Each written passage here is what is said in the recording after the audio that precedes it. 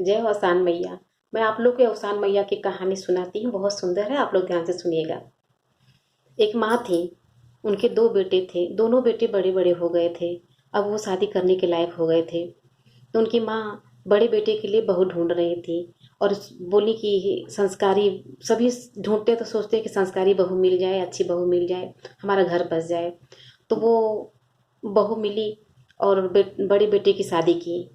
शादी करके बहू लाई। अब बहू बहू जैसी कही थी उसमें मिली नहीं।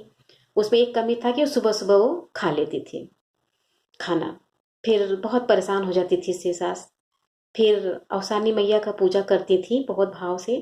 तो वो कोई भी अगर उनको अवसान मैया की पूजा में बुलाता था तो वो हर सबकी पूजा में जाती थी पूजा करने के अवसान मैया का। तो फिर बोली कि अवसान मैया से हाथ जोड़ के बोली, है अवसान मैया, एक बहू तो ऐसी मिली, अब छोटे वाले की शादी करना है तो अच्छी बहू कोई मिल जाए, संस्कारी हो। तो छोटे वाले के लिए भी बहू ढूंढना चालू कर दिए। अब छोटी वाली बहू आई, बहुत ही अच्छी मिली, बहुत संस्कारी थी, जैसा उन्होंने चाहा वैसी बहू मिली उनको। फिर उसको एक बेटा भी हुआ और बड़ी वाली को बेटा नहीं हुआ।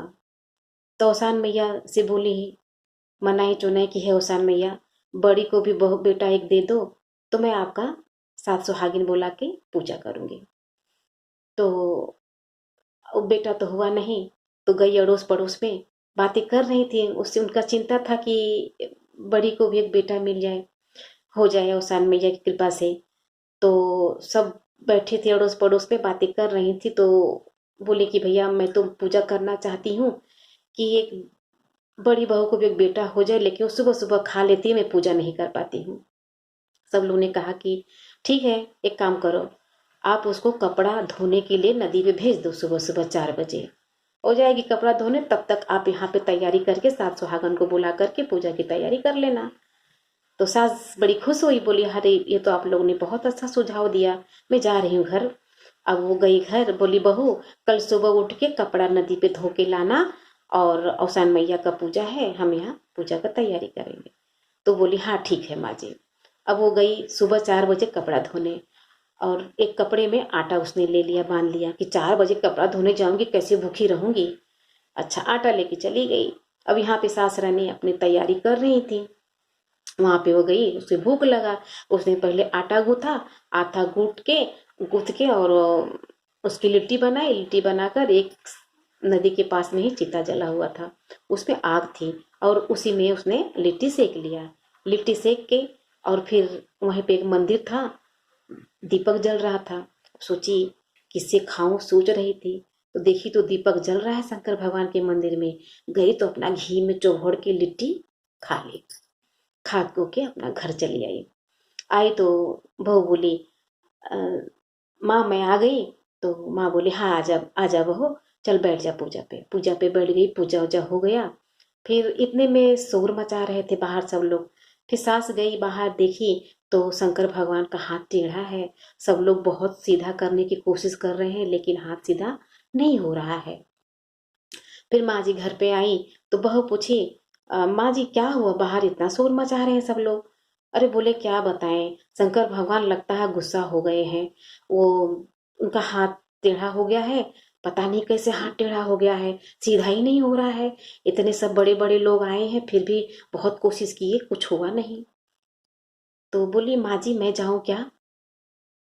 तो बोली तू क्या करने जाएगी? हाँ, इतने खा लेती सुबह सुबह उठ के, ना तो कोई तेरे भाव है, ना भक्ति है, ना पूजा करने का ढंग है, तू जाएगी? बोली एक माँ जी एक बार देखने में क्या जाता है, मैं जाती हूँ ना, थोड़ा एक बार देखती हूँ। तो बोली ठीक है जा। गई। बोली सबसे देखो कोई मंदिर खोलना मत, मैं मंदिर बंद करके शंकर भगवान को मनाऊंगी। सब लोग बोले हाँ हाँ ठीक है जा जा।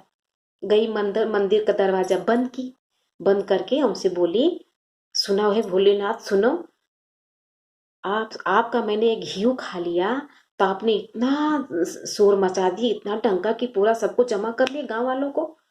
हाँ, तो ऐसा करो कि सीधा से हाथ अपना ठीक कर लो, सोच कर लो, और नहीं तो डमरू कमंडल आपके सहित में उठा के फेंक दूंगी, आपको बाहर चले जाओगे।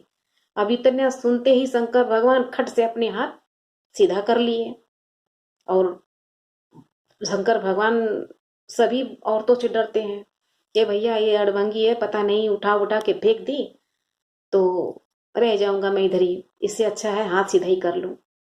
सीधा कर लिए, फिर उसने दरवाजा खोली, सब लोग ने देखा शंकर भगवान का हाथ सीधा हो गया। अब उसे बोले, अरे भाई ये तो बहू ने तो हाथ सीधा कर दिया, क्या की क्या की? बोलती क्या की? कुछ नहीं की। अरे कल गई थी, आज गई थी नदी पे कपड़ा धोने और आटा लेके गई थी, उधर एक चिता जल रहा था, लिट्टी सेकी, लिट्टी सेक के इनके दीपक जल रहा था, इनका घी में से थोड़ा चबोड़ के मैंने लिट्टी खा लिया। अब ये अपना हाथ टेढ़ा कर लिए, इतना ही बात था और कुछ नहीं था। तो भगवान सबके भोलेपन पे भी प्रसन्न हो जाए। अवसानी माई का कृपा है, उसको बेटा भी हुआ और वो लोग राजपाट करने लगे। बोलो अवसान मैया की जय। आप लोग को कहानी अच्छी लगी हो तो लाइक और सब्सक्राइब करना।